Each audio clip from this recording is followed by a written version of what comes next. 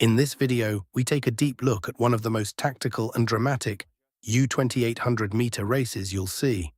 The early stages are controlled and calculated, with the entire field staying tightly packed and waiting for the perfect moment to strike. But as the race progresses, the tension builds, and everything changes in the final lap. We break down how positioning, patience, and race awareness played a crucial role in the outcome.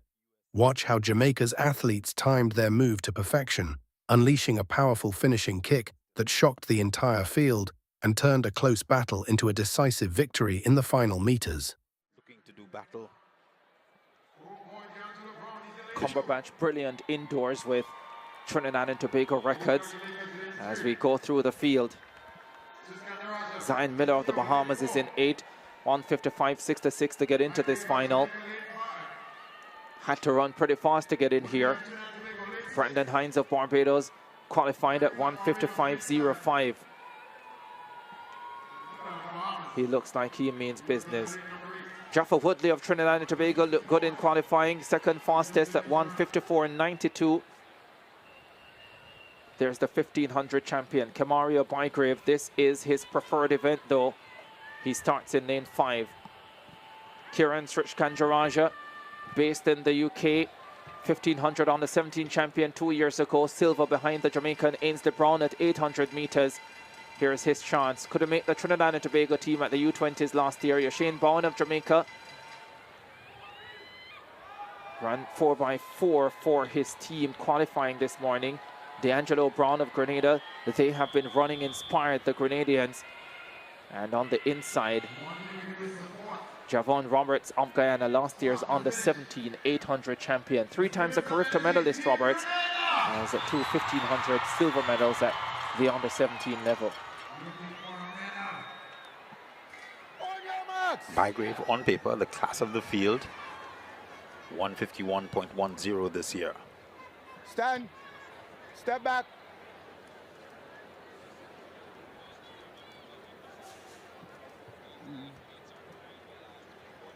On your marks.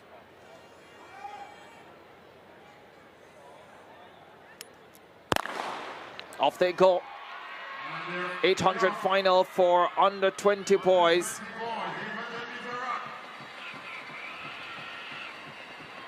Let's see how this one will unfold.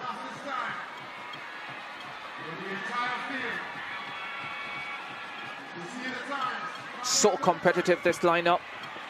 So many fine storylines. As Trinidad and Tobago's Jaffa Woodley goes to the front, Kamario Bygrave sits right in behind him. Interesting to see Bowen sticking around at the back of the pack, along with Srichkanjaraja. Yeah, Bowen can run the race in many different ways. He does this quite a lot. Stay at the back. He can run from the front. At the Carifta Trials in Kingston, he came from about 50 meters back to snatch second on the line. Kamario Bygrave leads though. Second position, Woodley of Trinidad and Tobago. Up those steps, Srichkanjaraja. The Grenadian in the mix as well. D'Angelo Brown wants a medal. Bygrave punches hard down the back stretch. Srichkanjaraja alert to the danger, steps forward. Brown of Grenada still in the mix. So too is Woodley of Trinidad and Tobago. Bygrave looking for the 800, 1500 double. Srichkanjaraja goes after him. Into the straightaway they come. Kamario Bygrave still has the advantage. Has a glance behind him, the Jamaican. Srichkanjaraja kicks in. Brown of Grenada is holding bronze. Trinidad and Tobago's Woodley fighting. Kamario Bygrave will win the double, and he'll do it in sensational fashion.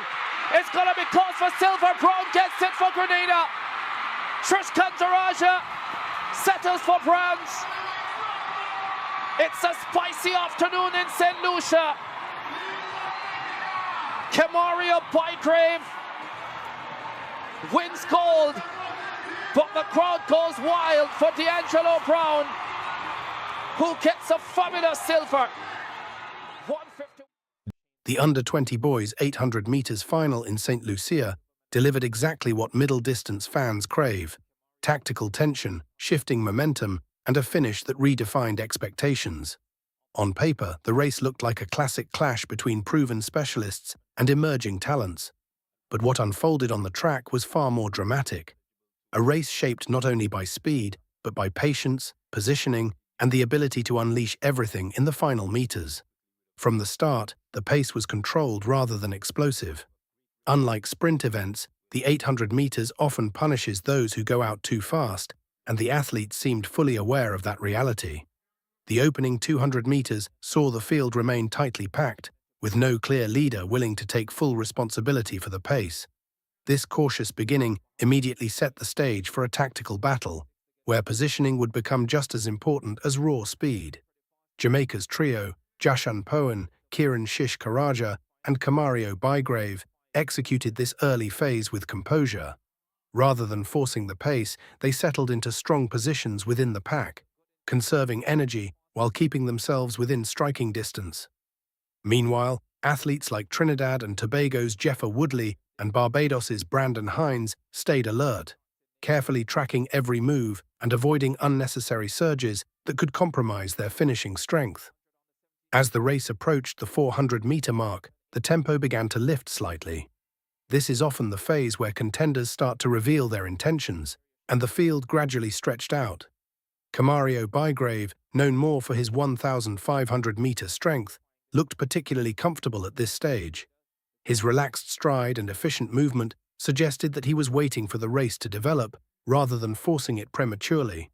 Close behind, Kieran Karaja maintained a steady rhythm, while Poen remained well-positioned, showing no signs of panic.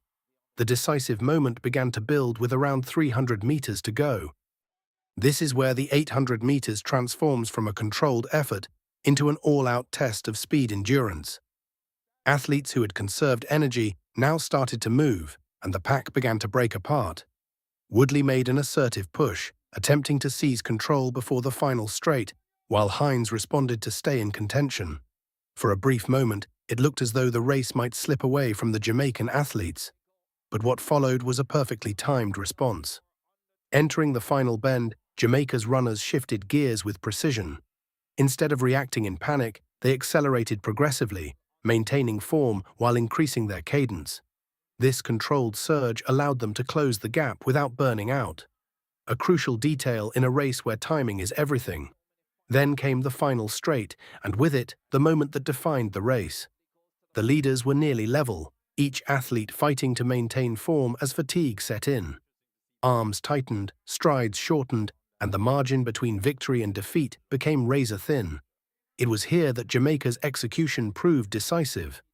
With superior finishing strength and composure under pressure, they unleashed a final burst that separated them from the rest of the field. The finish was nothing short of electrifying. In the closing meters, as others began to fade, the Jamaican athletes found another gear, surging ahead in a display of speed and determination that caught their rivals off guard. What had been a tightly contested race suddenly turned into a statement performance. The crowd's reaction reflected the shock of the moment. This was not just a win, but a demonstration of depth and tactical intelligence. Ultimately, this race highlighted the unique demands of the 800 meters. It is not simply about who is fastest, but about who can read the race, conserve energy, and deliver when it matters most. Jamaica's dominance was not built on early aggression, but on patience, positioning, and perfectly timed execution. In a field filled with talent, athletes with impressive personal bests and strong credentials, it was the ability to stay composed under pressure that made the difference. This performance serves as a reminder that in middle-distance racing, victory often belongs to those who can balance strategy with speed. And in St. Lucia, Jamaica mastered that balance to perfection, delivering a finish that will be remembered as one of the most thrilling moments of the competition.